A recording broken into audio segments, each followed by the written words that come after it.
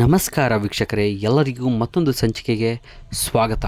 ನವರಾತ್ರಿಯ 6ನೇ ದಿನ ತಾಯಿ ಕಾತ್ಯಾಯನಿಯನ್ನು ಪೂಜಿಸುವಂತಹ ದಿನ. ನೀವಿನ್ನೂ ನಮ್ಮ ಚಾನಲ್ಗೆ ಸಬ್ಸ್ಕ್ರೈಬ್ ಆಗಿಲ್ಲ ಅಂದರೆ ಕೂಡಲೇ ಸಬ್ಸ್ಕ್ರೈಬ್ ಆಗಿ, ಹಾಗೆ ಬೆಲ್ ಬಟನ್ ಕೂಡ ಒತ್ತಿ. ಇನ್ನು ತಾಯಿ ಕಾತ್ಯಾಯಿನಿಯ ರೂಪವನ್ನು ನೋಡ್ತಾ ಹೋಗೋದಾದರೆ, ಮಹಾದೇವಿಯ ಒಂದು ಅಂಶ ಮತ್ತು ದಬ್ಬಾಳಿಕೆಯ ರಾಕ್ಷಸ ಮಹಿಷಾಸುರನ ಸಂಹಾರ, ನವರಾತ್ರಿಯ ಸಮಯದಲ್ಲಿ ಪೂಜಿಸಲ್ಪಡುವ ಹಿಂದೂ ದೇವತೆ ದುರ್ಗೆಯ 9 ರೂಪಗಳಾದ ನವದುರ್ಗೆಯರಲ್ಲಿ ಅವಳು 6ನೆಯವಳು. ಅವಳನ್ನು 4 ಅಥವಾ 18 ಕೈಗಳಿಂದ ಚಿತ್ರಿಸಲಾಗಿದೆ. ಇದು ಅಮರಕೋಶ ಸಂಸ್ಕೃತ ಶಬ್ದಕೋಶದಲ್ಲಿ ಆದಿ ಪರಾಶಕ್ತಿ ದೇವಿಗೆ ನೀಡಿದ 2ನೆಯ ಹೆಸರು. ಇನ್ನು ತಾಯಿಯ ಕಥೆಯನ್ನು ನೋಡ್ತಾ ಹೋಗೋದಾದರೆ, ಕೊಲ್ಲಾಸುರನ ಸಹಾಯಕನಾದ ರಕ್ತ ಬೀಜನು ಶಕ್ತಿ ಹೊಂದಿದ್ದನು.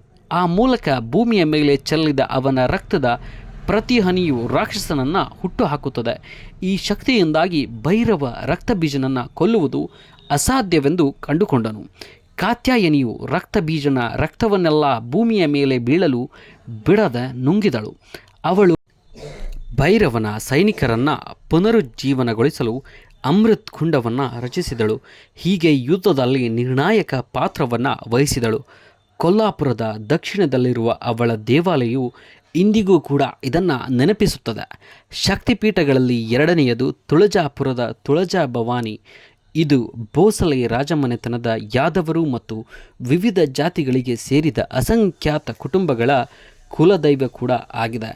ಮರಾಠ ಸಾಮ್ರಾಜ್ಯದ ಸ್ಥಾಪಕ ಶಿವಾಜಿ ಆಕೆಯ ಆಶೀರ್ವಾದ ಪಡೆಯಲು ಯಾವಾಗಲೂ ದೇವಾಲಯಕ್ಕೆ ಭೇಟಿ ನೀಡುತ್ತಿದ್ದರು.